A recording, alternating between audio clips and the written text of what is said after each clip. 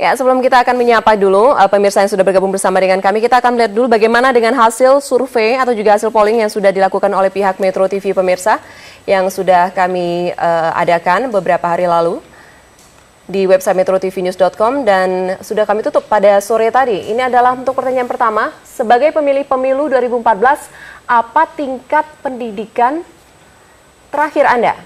Ya, mungkin Anda bisa melihat jawaban paling banyak adalah sarjana atau pasca sarjana. Ya, selanjutnya, kualitas anggota DPR yang terpilih bergantung pada tingkat pendidikan pemilih. Apakah para responden yang berjumlah 249 ini setuju, tidak setuju, atau juga tidak tentu?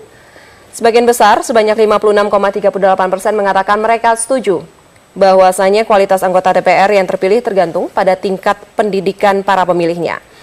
Oke, selanjutnya, jika pemilu dilaksanakan hari ini, anggota DPR yang saya pilih adalah yang berpendidikan SMA, sarjana, di atas sarjana S1, bergelar setingkat dokter, dan para responden kami menjawab, sebagian besar dari mereka memilih sarjana S1.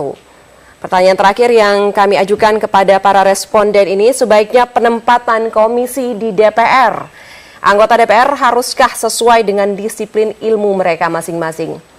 Sebagian besar, sebanyak 95,47% mengatakan iya, mereka setuju. Oke. Ya, itu tadi hasil polling dari Metro TV.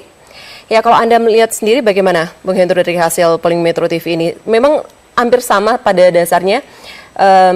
Pada para responden ini melihat tingkat pendidikan ini memang mau tidak mau akan memiliki dampak terhadap kualitas dari para calon sendiri.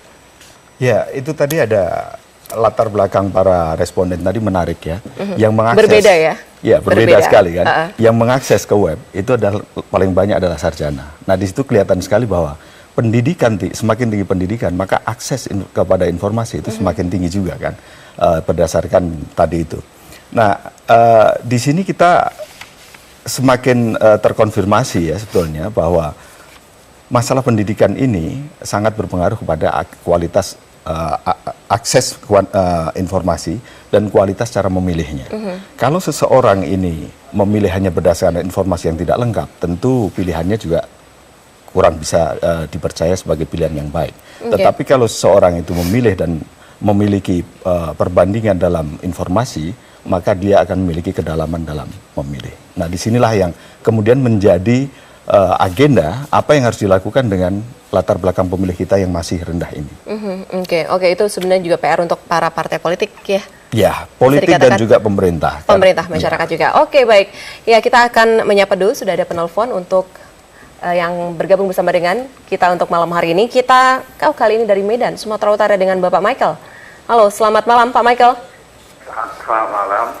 Ya, selamat malam Bapak. Silakan, apakah menurut Anda sendiri percaya bahwasanya pendidikan dari para pemilih ini menentukan kualitas dari calon legislatif yang nanti akan Anda pilih di 2014? Iya, pada intinya saya setuju karena akan kualitas pemilih itu berpengaruh untuk pemilu tahun depan. Tetapi banyaknya calon legislatif yang dipilih oleh partai-partai tertentu ini dikarenakan ada kepentingan-kepentingan lain di luar itu. Jadi, walau pendidikan gimana pun, kalau menurut saya yang saya melihat di masyarakat, ini sulit. Ini masih belum bisa kita menjadi yang lebih baik lagi untuk Indonesia ke depannya. Yeah. Karena semangat nasionalisme kita itu semakin lama semakin menurun, dikarenakan persaingan yang cukup ketat agar ingin memasukin partai tertentu sendiri dan kesempatan calon legislatif dari kaum muda khususnya seperti saya ini sangat tidak kurang perhatiannya dari pemerintah seperti itu. Oke, baik, terima kasih Pak Michael dari Sumatera Utara. Kita ke Jakarta, kembali ke Jakarta dengan Bapak Edi. Halo, selamat malam Pak Edi.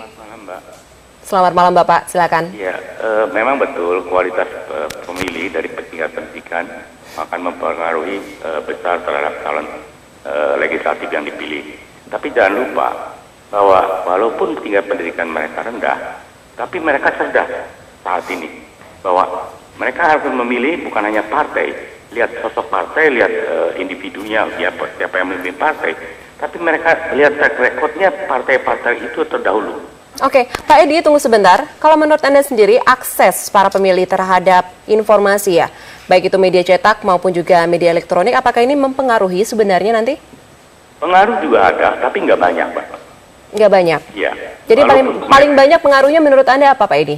Pengaruhnya yang paling banyak itu, pemilih itu adalah melihat partainya seperti apa, track record partainya. Halo? Ya, silakan. Nah, kalau track recordnya baik, rakyat itu biarpun pendidikannya rendah, dia akan melihat yang real nyata bagaimana. Nah, kedua, saya melihat partai politik cara merekrut caleg-calegnya itu asal aja. Oke, baik.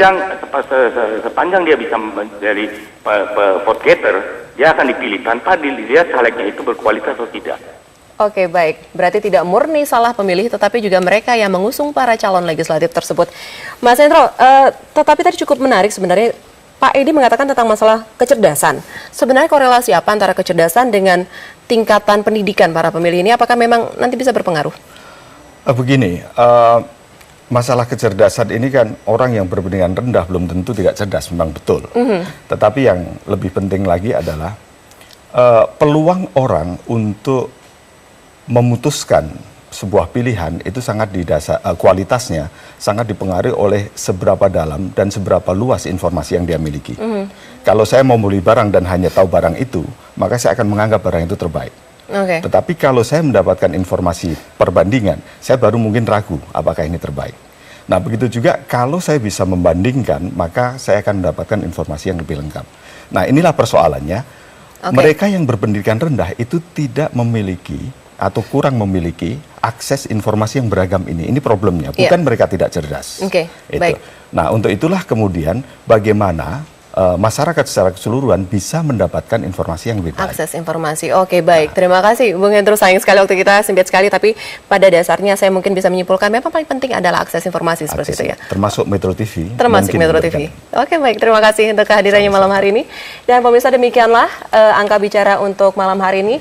Jangan lupa terus saksikan kami Angka Bicara setiap Selasa pukul 22 waktu Indonesia bagian Barat. Dan juga silakan follow Twitter kami di Angka Bicara @angkabicara. Ya, Angka Bicara